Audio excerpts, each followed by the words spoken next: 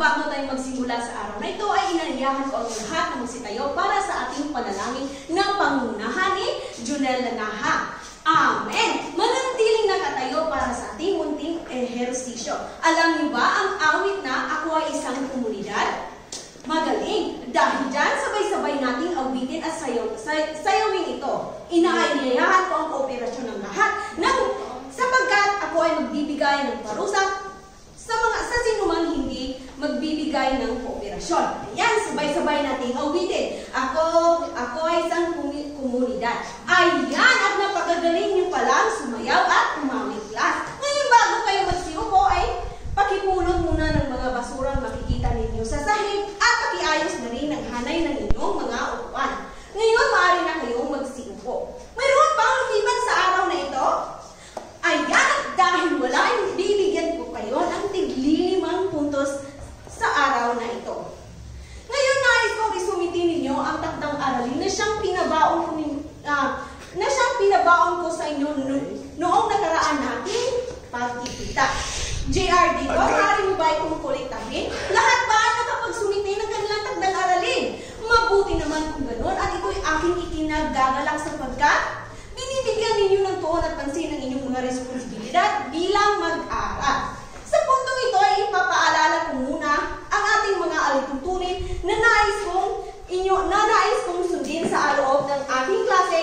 Basahin ng sabay-sabay. Maraming salamat.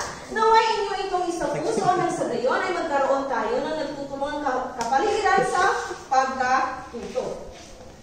Ngayon naman ay, sino kaya ang nakakaalala sa paksang ating tinalakay noong nakaraan?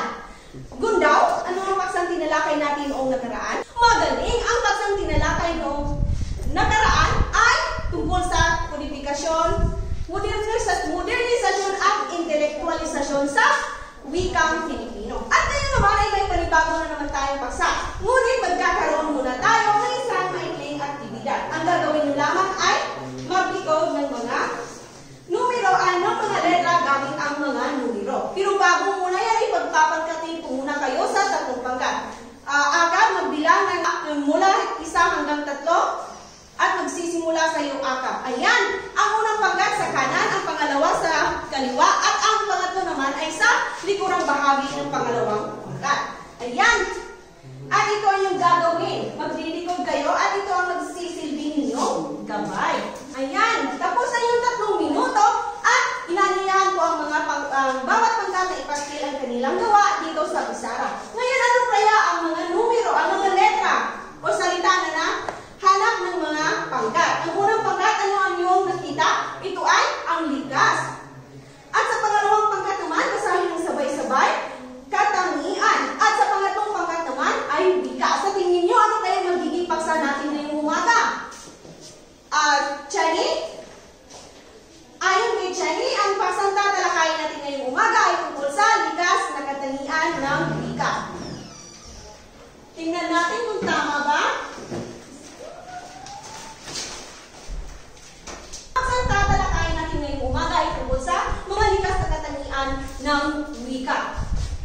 Pero bago muna, ano kaya ang mga ito? Pero bago muna yan, ibabasahin muna natin ang ating mga layunin. Basahin ng sabay-sabay. Maraming salamat. At ang wika ay mayroong mga katangian. Pero bago muna yan, ano kaya ang inyong pagpapakahulugan sa wika? Nawanaw? Tama!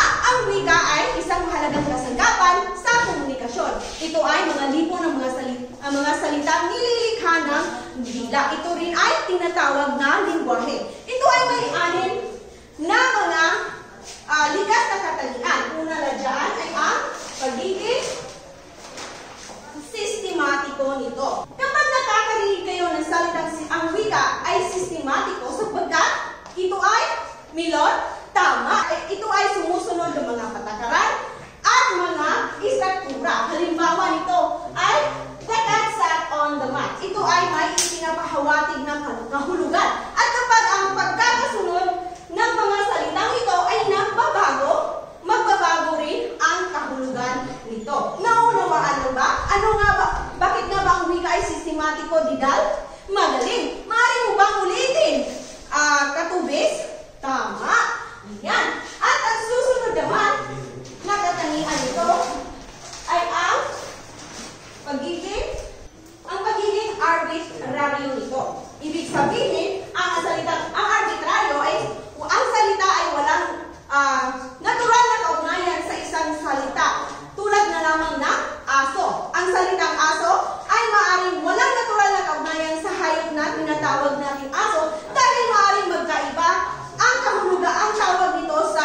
ibang wika. Ay, may mga dahilan kung bakit ang wika ay naging arbitraryo. Una na dyan ay ang kultura, kasaysayan at kagustuhan ng tao sapagkat ang wika ay nilikha na lamang upang kumakatawan ng isang bagay o ideya. Yan ang pagiging arbitraryo ng wika. Halimbawa, sa salitang salvage, ano ang nasa isip niyo kapag nakakarinig kayo ng salitang salvage? Akap?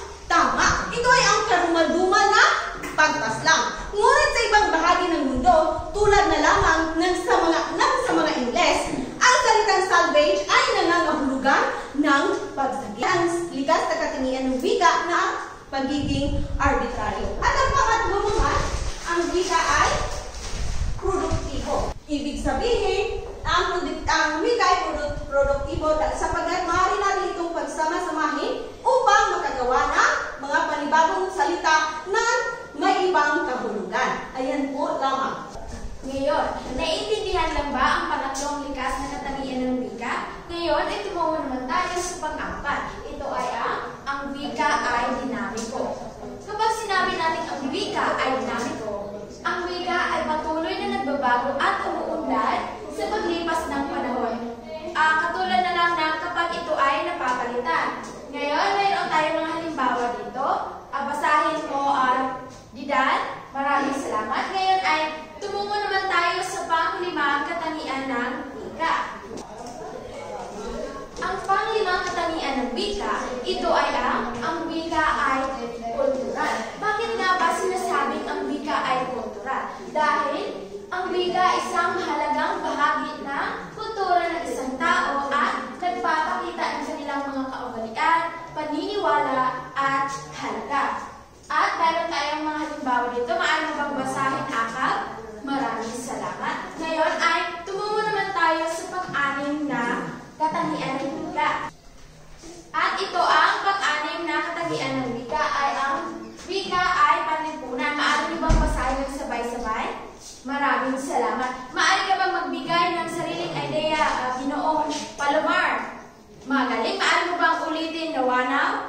Magaling. Tama. Naunawaan lang ba ang ating paksang tinalakay ngayong umaga? At dahil naunawaan niyo, ay magkakaroon tayo ng pangkatang gawain. Nais kong gumawa kayo ng isang maikling pagsasadula tungkol sa mga likas na katangian ng wika na may malinaw na pagpapakita na sa konsepto. At narito ang ating mga pamantayan. Ayan. At sa pagsasagawa nito ay mayroon lamang kayong 5 minuto at sa paghahanda at 3 minuto sa pag-presenta. Dahil tapos na inyong 5 minuto ay maaari na kayong magpresenta unang pangkat. Ayan, palakpakan natin ang unang pangkat, pangalawa, pangatlo, pang-4, pang-5 at pang-6. Ayan, at napakadaling yung class.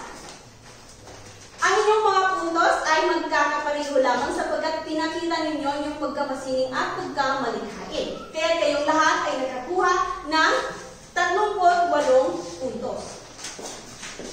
Ngayon, sa umagang ito, ang tinalakay natin ay ang likas na katangian ng wika. Ano-ano nga ba ang 6 na katangian ng wika? Magbigay ka ng 2, Nawanaw. Magaling. Ano-ano pa ito? Katubis.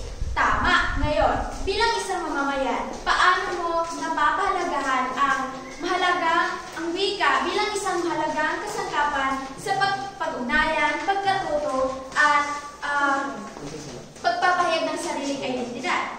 Ninyaling Euro. Magaling. Tama.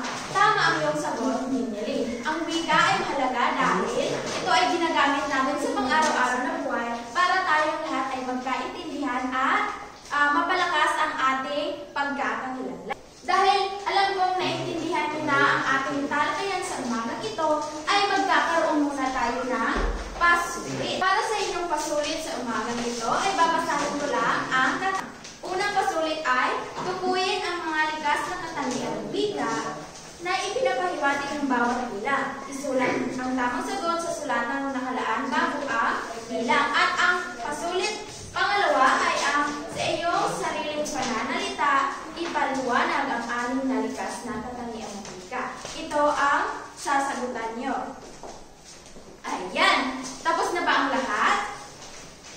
nyo na ipasa ang inyong mga papel dahil ako lamang ang magwawasto nito.